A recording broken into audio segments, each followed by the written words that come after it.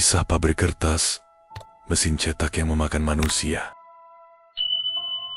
Langit Jakarta tampak pucat, kibu-abuan sore itu, seolah menandai bahwa akan ada hujan besar dalam beberapa jam ke depan. Di lantai 3 sebuah gedung tua kampus arkeologi Universitas Negeri Jakarta, 4 mahasiswa tingkat akhir sedang duduk melingkar di ruang diskusi.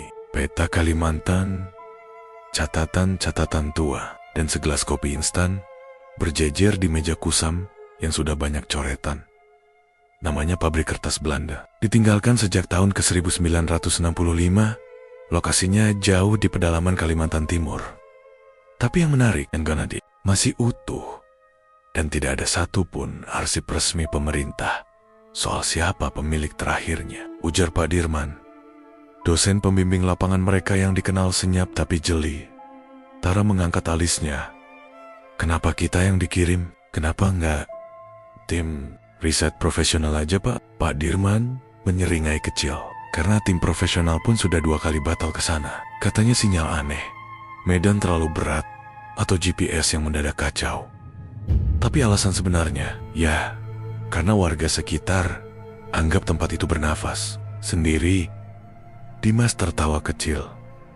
Bernafas sendiri, Pak? Serius? Pak Dirman menatap lurus. Serius? Ruangan jadi sunyi. Bahkan suara kipas angin tua di pojok terdengar lebih keras daripada tadi. Ada yang bilang, lanjut Pak Dirman, setiap malam Jumat terdengar suara mesin berputar. Padahal tak ada listrik. Dan kabarnya masih ada pekerja di sana. Apa maksudnya? Tanya Renata, mulai gelisah. Bukan pekerja hidup, bisik Pak Dirman. 3 hari kemudian, Tara, Reno, Dimas, dan Renata sudah berada dalam mobil jeep tua yang disewa khusus untuk menembus hutan lebat Kalimantan Timur. Mereka dipandu Pak Jaya, pria Dayak berusia sekitar 60 tahun yang katanya pernah menjadi mandor jalan logging tahun 80-an. Tapi sejak tahun 1999, ia menetap di desa kecil bernama Sungai Lembah, desa terdekat dari lokasi pabrik yang dituju. Perjalanan melelahkan, jalan tanah merah licin, ranting patah menampar kaca depan, dan suara monyet hutan bersahutan dari kejauhan. Desanya sepi banget, Pak, gumam Reno saat mereka tiba di Sungai Lembah. Rumah-rumah kayu terlihat kosong. Sebagian bahkan tak punya atap utuh. Hanya ada satu warung kecil yang buka, dijaga oleh seorang nenek yang menolak bicara. Mereka semua sudah lama berhenti menyentuh urusan pabrik itu, kata Pak Jaya pelan. Kenapa? Karena pabrik itu bukan hanya ditinggalkan, tapi juga dikutuk. Hari berikutnya, mereka berjalan kaki menuju pabrik. Jalan setapak yang mereka tempuh dipenuhi akar pepohonan sebesar betis orang dewasa. Setelah hampir 4 jam berjalan, pohon-pohon mulai membuka jalan pada sebuah lahan kosong luas. Dan di tengahnya berdiri sebuah bangunan megah berlumut setinggi 3 lantai.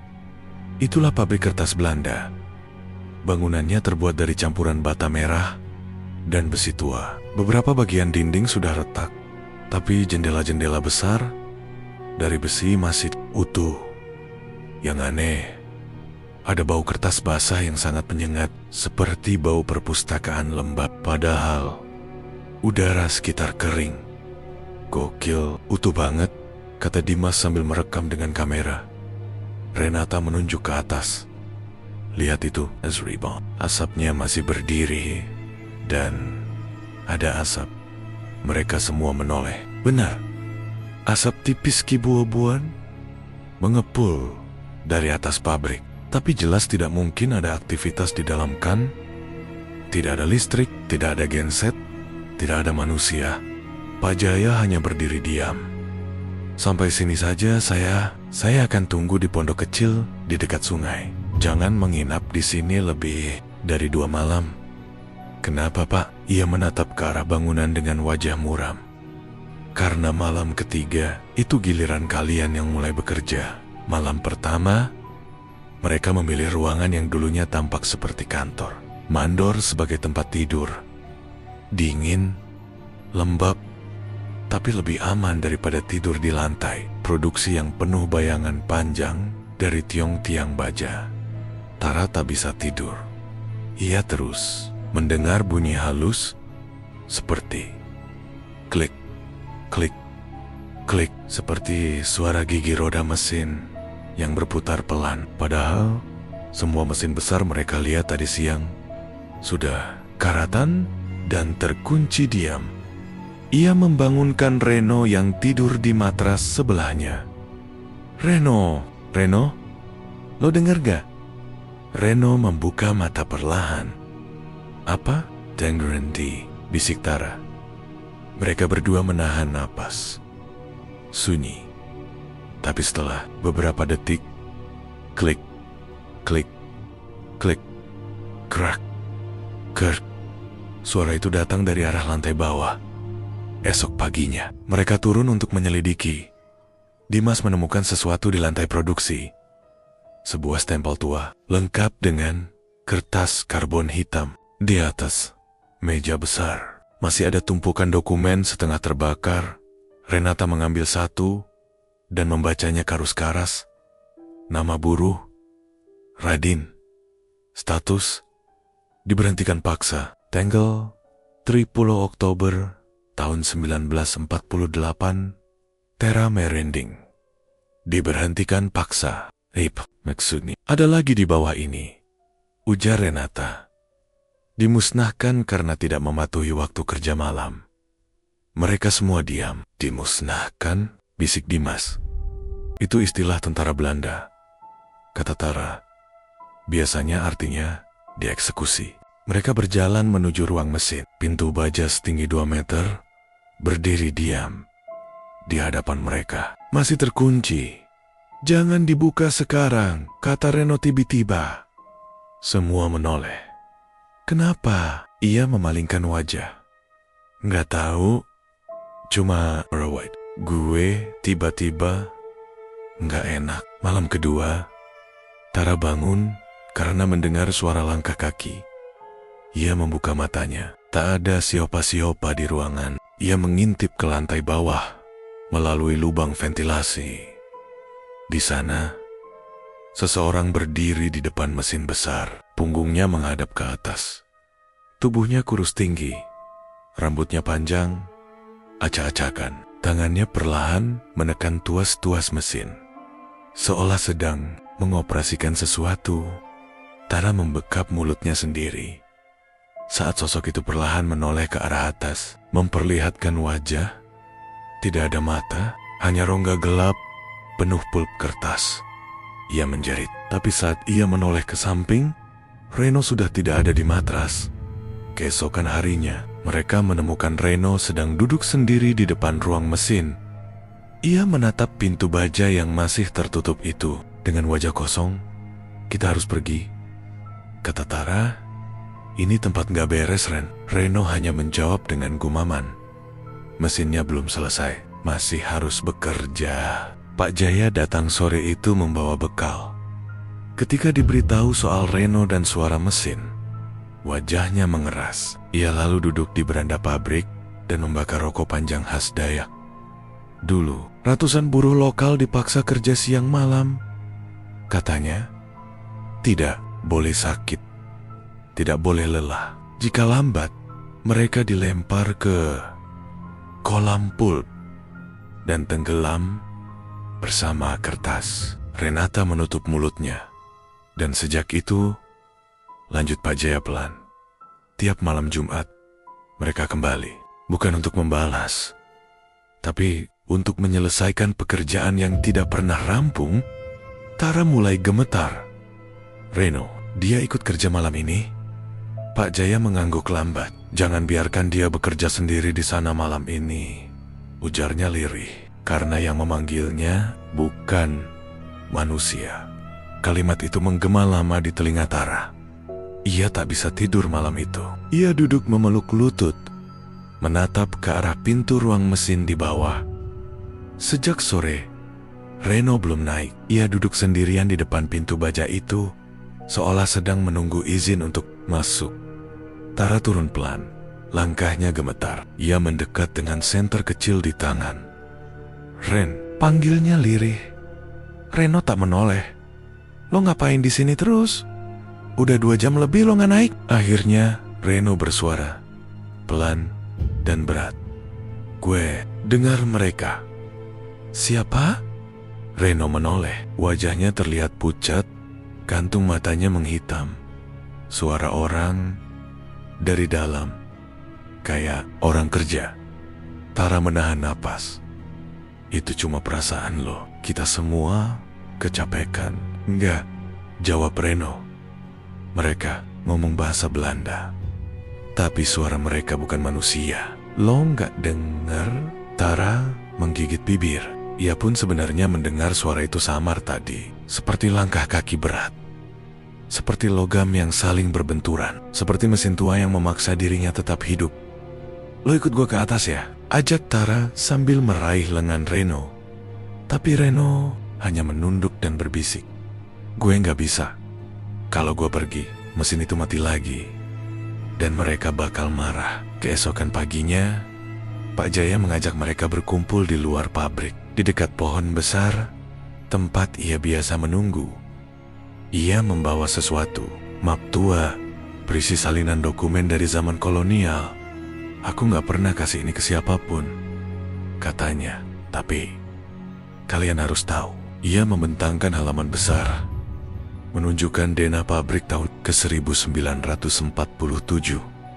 Tapi yang membuat mereka merinding adalah stempel merah yang menutupi sebagian halaman. Far DWI Jene, kasus penghilangan massal, ED62. Orang buruh yang hilang dari tempat ini, kata Pak Jia semua, dalam waktu 3 hari. "Mereka bunuh diri?" tanya Renata pelan. "Tidak," jawab Pak Jaya. "Mereka dihapus, dicoret dari catatan. Tidak ada laporan polisi, tidak ada berita. Keren, hanya laporan internal yang menyebut produksi tetap berjalan. Buruh diganti." Tara menelan ludah. "Lalu, mayat mereka?" Pak Jaya menunjuk bagian bawah halaman. Ada coretan tangan yang nyaris tak terbaca, ditulis dalam ejaan lama. "Verwoerd tot basis pulp." Pekerja diolah jadi bahan dasar pulp. Renata muntah di tempat. Dimas berdiri membatu. Jadi, kertas di pabrik ini terbuat dari tubuh manusia. Hari itu mereka kembali masuk pabrik. Reno tidak bersama mereka. Ia tetap di depan ruang mesin. Kini makin sering berbicara sendiri. Sesekali ia menatap ke lenggit-lenggit, seolah sedang mendengarkan instruksi dari atas. Tara memutuskan memeriksa kantor mandor di lantai atas. Di sana, ia menemukan lemari besi yang nyaris tersembunyi di balik dinding kayu. Setelah berjuang membuka engselnya yang berkarat, ia menemukan benda paling aneh sejauh ini. Sebuah buku catatan berbahasa Belanda dengan tulisan tangan rapi, tanggal-tanggal yang konsisten, dan stempel merah darah di beberapa halaman. Ia mulai menerjemahkan dengan bantuan Google Translate offline-nya. "Malam ini, 2 burung melawan. Kami harus memberi pelajaran. Mesin tidak boleh berhenti. Mereka harus tahu, darah pun bisa jadi tinta jika diperlukan." Tara terdiam. Halaman berikutnya, mereka mulai mengerti. "Kami adakan shift malam sebagai hukuman. Siapapun yang absen akan diolah." Beberapa mulai gila, tapi lebih baik mereka gila daripada mesin diam. Halaman terakhir, satu orang meminta ampun. Tapi mesin sudah lapar. "Kami tak bisa berhenti sekarang. Dia kami ikat." Dan dia menyatu, sempurna. Suaranya masih ada di dalam mesin. Sore itu, langit mendung. Angin bertiup aneh. Pabrik terasa lebih hidup dari biasanya. Dimas memanggil Tara dari lantai bawah. "Lo harus lihat ini." Mereka masuk ke ruang pengemasan. Tumpukan kardus dan gulungan kertas berwarna coklat muda masih tersusun di rak. Tapi di salah satu sisi ada lemari kecil yang tertutup rantai. Setelah berhasil memotongnya, mereka membuka pintu dan mendapati tumpukan kulit manusia kering, tipis sekali, digulung seperti kertas perkamen. Di beberapa bagian ada tulisan stempel menyatu, nama, tanggal, dan status buruh. Ini bukan sekadar cerita horor, gumam Tara. Mereka benar-benar mencetak kertas dari tubuh manusia. Malam ketiga, Renata hilang. Saat mereka bangun, matrasnya kosong, tidak ada suara, tidak ada jejak, hanya ada satu benda di tempat tidurnya. Kertas gulung berdarah, dengan namanya tertulis di tengah. Tara panik, Dimas pun mulai histeris. Mereka berlari ke ruang mesin. Kali ini, pintunya terbuka, dan di dalam, mesin besar itu menyala. Padahal, tidak ada kabel listrik, tidak ada bahan bakar, tapi semua roda gigi berputar. Suara logam beradu, ASAP, tipis keluar dari cerobong. Dan Reno, ia berdiri di sisi mesin, tubuhnya penuh percikan pul putih dan merah. Bajunya robek, matanya menatap kosong, tapi mulutnya komat kamit. "Ren!" teriak Tara. Reno menoleh perlahan. Ia tersenyum, tapi itu bukan senyum Reno. Mesinnya sudah hangat lagi. Akhirnya, Tara mencoba menariknya pergi, tapi Reno mendorongnya keras hingga ia jatuh ke lantai. Dimas menjerit dari belakang, "Kita harus keluar sekarang!" Mereka berlari keluar dari ruang mesin. Napas terengah, jantung berpacu. Pabrik ini bergetar halus, seperti ada sesuatu yang bangun di dalamnya. Di luar, Pak Jaya sudah menunggu. Wajahnya suram. "Kalian bertahan sampai malam ketiga," katanya. "Berarti mesin sudah mulai lapar lagi." Tara terisak. Renata hilang. "Reno bukan Reno lagi. Kami harus menghancurkan mesin itu." Pak Jaya hanya menunduk. Mesin itu bukan lagi mesin, itu tubuh, tulang, daging, dan sekarang jiwanya. Dimas berdiri gemetar. "Apa kita bisa mematikannya?" Pak Jaya menatap langit yang makin gelap. "Kalau kalian bisa menemukan ruang bawah pabrik, tempat mereka membuang buruh mati, mungkin dari sanalah semuanya bisa diakhiri." Tara mengangguk. Air matanya menetes. Ia menggenggam erat buku catatan. "Mandor yang ia temukan tadi siang. Aku akan masuk ke ruang bawah itu. Kita akan matikan ini semua, meskipun harus turun ke dasar neraka." Dan saat ia melangkah kembali ke dalam pabrik yang kini bersuara dan bernafas, ia tak tahu bahwa Abe yang menunggunya di ruang bawah bukan hanya tulang dan darah, tapi juga sesuatu yang masih bekerja. Tara melangkah masuk kembali ke dalam pabrik, diikuti Dimas dan Pak Jaya. Suara mesin dari ruang dalam masih berdetak berat, menciptakan gema logam yang menggetarkan lantai. Di setiap sudut, udara terasa lebih berat, seperti ada asap tak kasat. Mata yang menyelimuti kepala mereka, langkah demi langkah, membawa mereka ke jantung bangunan yang sudah menelan nyawa terlalu banyak manusia. Tara menggenggam erat buku catatan mandor yang kini seolah membisikkan kalimat-kalimat aneh ke dalam benaknya. Ia merasakan semacam tekanan di dadanya, seolah mesin itu memang hidup, dan kini menyadari keberadaannya. "Di mana pintu ke ruang bawah?" tanya Tara pelan. Pak Jaya memicingkan mata, mengamati lantai produksi yang remang-remang. Lalu, ia menunjuk ke sebuah lantai logam tua di bawah tangki pul besar.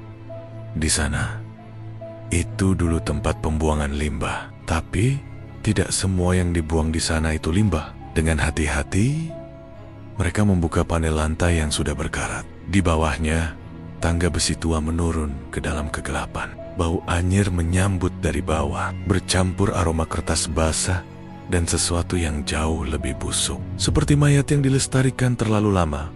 Langkah pertama turun ke ruang bawah terasa seperti melewati lapisan dunia yang berbeda. Suara dari atas menghilang. Yang tersisa hanya bunyi tetesan air dan dentuman mesin samar yang terasa berasal dari dalam dada mereka sendiri. Senter mereka menyorot dinding sempit yang dilapisi puluhan lapisan kertas tua, menempel seperti kulit Marty. Tapi kertas-kertas itu berbeda. Setiap lembarannya mengandung serat merah samar. Dimas mendekat. Lihat ini, ada tulisan tangan. Tara membaca keras-keras. Radin, 22 tahun, diberhentikan. Tangannya dicetak, lidahnya dibungkam. Lembar lain, Siti, 17 tahun, tidak kuat berdiri malam hari. Disatukan dengan bahan dasar kertas. Tangisan kecil terdengar dari balik tumpukan kertas di ujung ruangan. Tara tertegan. Itu suara perempuan. Mereka mendekat perlahan. Di balik lembaran-lembaran kertas ada sesuatu. Seseorang, Renata, tapi tubuhnya sudah tak utuh. Kulitnya terlihat menyatu dengan dinding, seperti dicetak. Wajahnya menoleh perlahan, mata merah darah, dan dari mulutnya keluar pul putih lengket. Jangan tinggal di sini terlalu lama, bisiknya. Mesin akan mencetak kalian juga. Tara menjerit dan menarik Dimas menjauh. Pak Jaya tetap tenang, menatap Renata dalam diam.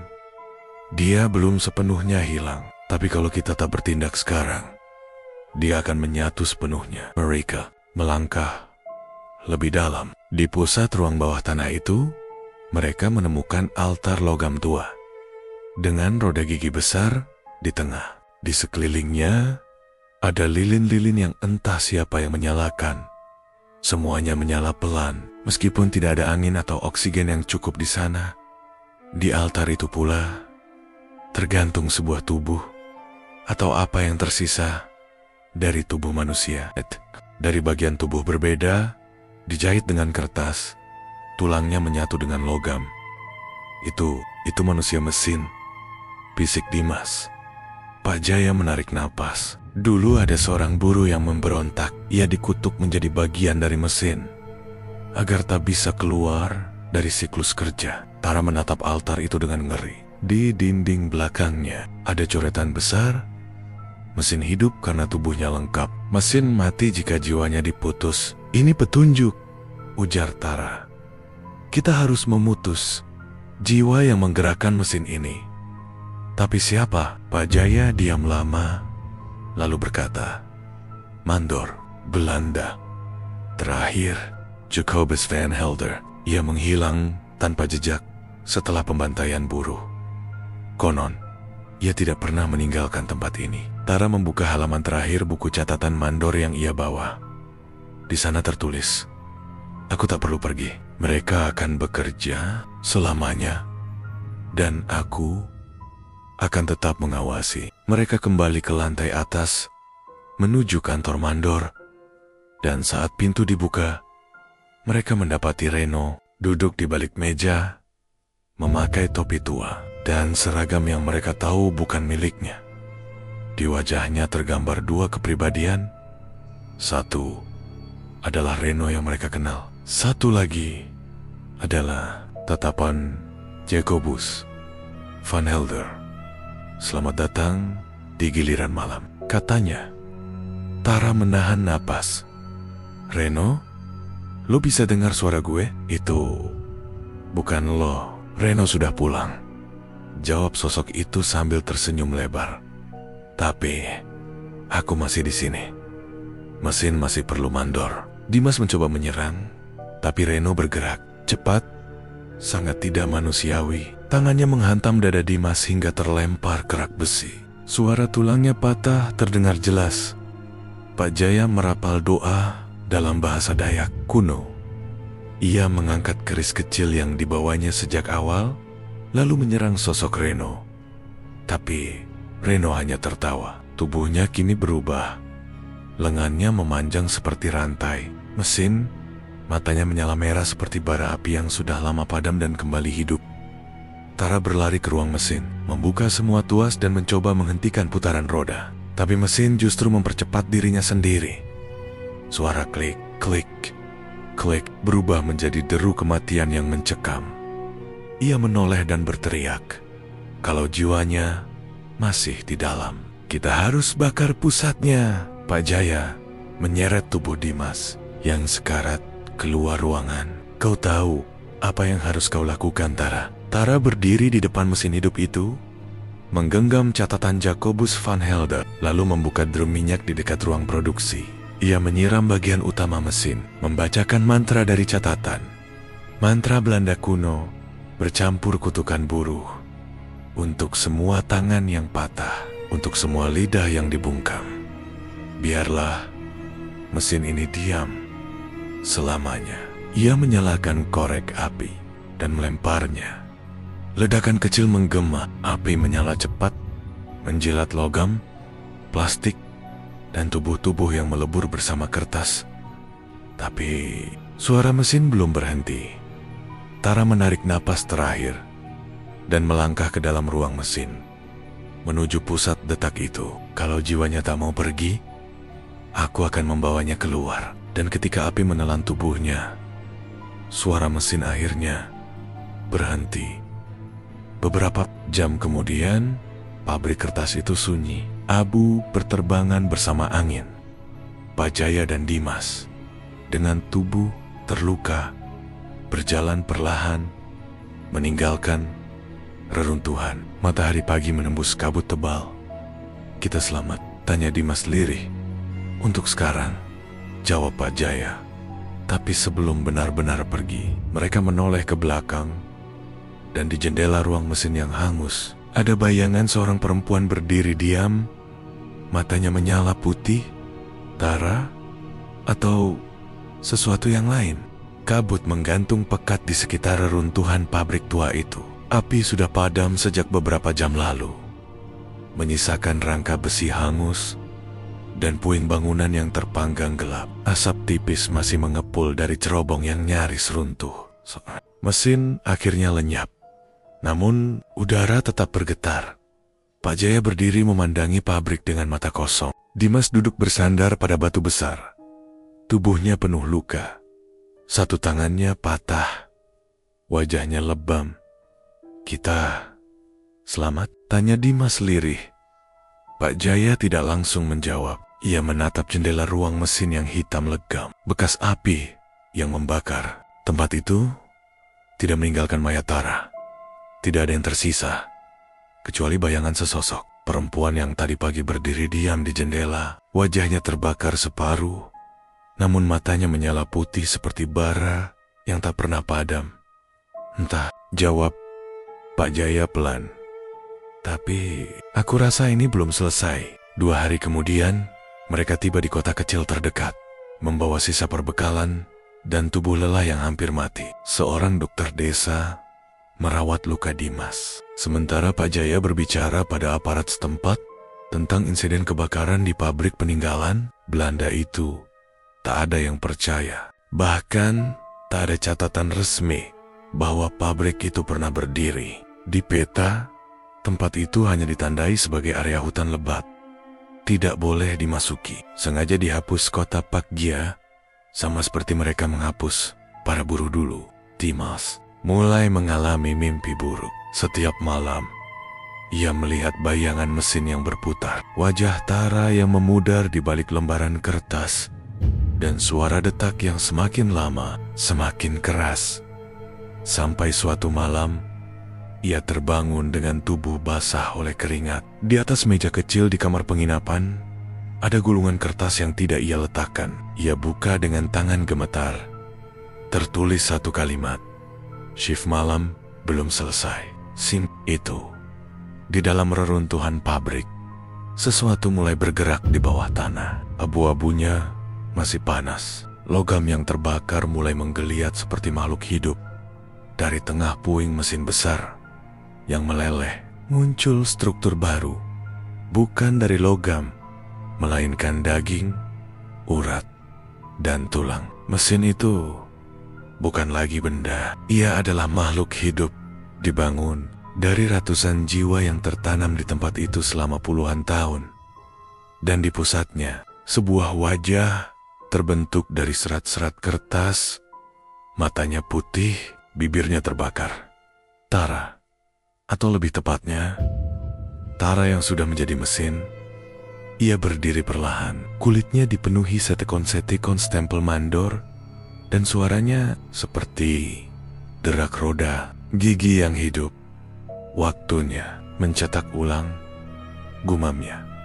3 minggu kemudian, Dimas kembali ke Jakarta. Tapi, ia bukan lagi orang yang sama. Ia jadi pendiam, paranoid, dan hanya berbicara dengan Pak Jaya lewat telepon sekali-sekali. Semua orang mengira ia mengalami trauma berat. Namun, pada suatu malam, ia dikunjungi oleh dosen pembimbingnya, Pak Dirman. Dimas, apa yang sebenarnya terjadi di sana? Dimas hanya menatap keluar jendela. Kami pikir kami mematikan mesinnya. Pak Dirman mengangguk pelan. Tapi mesin tidak mati. Dimas menggenggam tangan kirinya. Bekas luka di sana terasa seperti berdenyut. Mesin itu hanya pindah wadah. Pak Dirman terlihat bingung. Apa maksudmu? Dimas menoleh perlahan. Matanya terlihat lebih redup, lebih kosong. Kertas itu masih menulis sendiri. Ia membuka tasnya, mengeluarkan map. Di dalamnya tumpukan kertas berwarna coklat kekuningan, beraroma lembab. Dan dari sela-sela halaman, perlahan muncul tinta merah, mengalir sendiri, membentuk huruf demi huruf.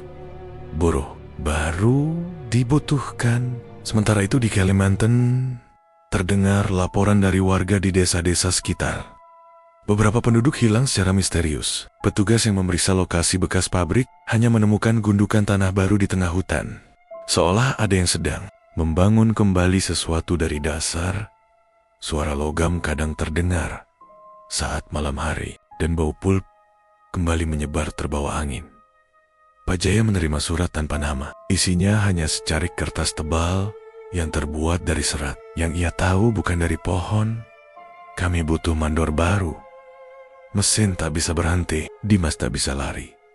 Malam-malamnya kini selalu diisi suara mesin yang berdetak di dalam kepalanya. Ia mencoba membakar seluruh catatan, map, dan gulungan-gulungan itu. Tapi setiap pagi, semuanya kembali muncul di meja kerja. Ia mulai kehilangan kendali, hingga akhirnya ia memutuskan untuk kembali ke pabrik itu. Tanpa memberitahu siapa pun, Dimas membeli tiket kapal dan menuju Kalimantan. Malam terakhir, ia tiba di reruntuhan pabrik yang kini telah berubah. Dinding baru terbentuk dari kertas dan darah. Tiang-tiang dari tulang manusia menopang atap yang belum sepenuhnya selesai. Dan di dalam berdiri sosok perempuan dengan wajah terbakar dan mata menyala. Tara, gumamnya. Sosok itu tersenyum. Mesin ini butuh tubuh baru, butuh jiwa terakhir. Kenapa aku? Tanya Dimas. Karena kau satu-satunya yang masih hidup. Dan mengingat semuanya, Dimas berdiri diam, tak bergerak. Matanya berkaca-kaca. Kalau aku ikut, apakah semuanya berhenti? Tara atau makhluk yang menyerupainya hanya mengangguk pelan. Dan Dimas pun melangkah maju, menuju pusat mesin yang belum selesai. Sambil menatap gigi-gigi logam yang berdenyut, seolah menantinya dengan sabar. Langkah Dimas bergema di tengah ruang produksi, yang telah berubah menjadi sesuatu yang tidak manusiawi. Dindingnya terbuat dari lapisan demi lapisan kertas berwarna coklat kusam, dengan garaten-garaten merah, seperti nadi yang mengalirkan darah. Suara mesin kini bukan hanya terdengar Tetopito rasa, bergetar dalam tulang, berdenyut di bawah kulit. Di hadapannya berdiri sosok perempuan dengan tubuh tinggi, wajah separuh terbakar, rambutnya menggumpal seperti sisa-sisa pul. Tapi Dimas tahu di dalam tubuh itu masih ada jejak Tara, atau mungkin tidak ada yang tersisa lagi. Gumamnya. Sosok itu tidak menjawab, hanya menatapnya dengan mata putih menyala, lalu menunjuk ke arah pusat ruangan. Tempat roda gigi terbesar terus berputar perlahan. Di dalamnya, jantung mesin berdenyut, bukan dari bahan logam, Tapi dari tumpukan organ manusia yang disusun rapi, Dimas melangkah lebih dekat. Tubuhnya mulai terasa berat, seolah tanah di bawahnya menghisap nyawanya perlahan. Ia melihat ke atas. Di langit-langit tergantung puluhan tubuh buruh lama, kering, namun wajah mereka masih terbuka. Mata mereka masih menatap, memohon. Mereka belum dibebaskan, katanya pelan.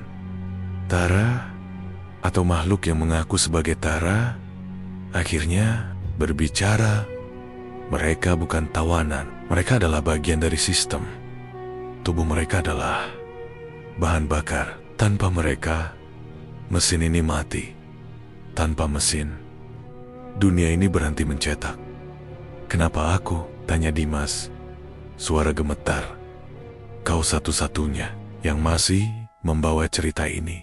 Dan cerita adalah tinta. Tinta adalah darah. Kilat menyambar di langit luar pabrik. Angin mulai berhembus kencang, tetapi tidak ada yang bisa masuk ke dalam pabrik. Ruangan itu sudah menjadi dunia tersendiri, dimensi yang ditenagai oleh ingatan, pengorbanan, dan kerja yang tak pernah usai. Dimas menatap kerangka mesin yang terus berputar. Ia tahu, jika ia masuk ke dalamnya, mesin akan menjadi lengkap. Tapi jika tidak, maka semuanya akan terus terulang. Seperti Tara, seperti Renata, seperti ratusan buruh lain yang suaranya kini hanya terdengar sebagai desah mesin malam. Pak Jaya pernah berkata, beberapa tempat tidak dibangun oleh manusia untuk produksi, tapi untuk pengorbanan. Dan Dimas mulai sadar, pabrik ini bukan industri, tapi kuil. Kuil kerja, kuil korban, kuil penderitaan yang dicetak, dilaminasi, dan dibaca ulang ribuan kali. Ia melangkah ke pusat mesin, tangannya menyentuh tuas terakhir, tuas yang akan memulai cetakan abadi, menyatu dengan naskah sejarah yang tidak pernah dicetak oleh negara, tapi oleh nyawa. Namun tepat saat ia hendak menarik tuas itu, suara terdengar dari belakang. Berhenti. Pak Jaya berdiri di ambang pintu. Tubuhnya tua, tapi matanya masih menyala kuat. Kau tidak perlu melakukan ini. Kita bisa membakarnya lagi, menguburnya, menghancurkan semua catatan. Tidak bisa, jawab Dimas tanpa menoleh. Selama ingatan ini hidup di kepala kita, mesin ini bisa dibangun kembali.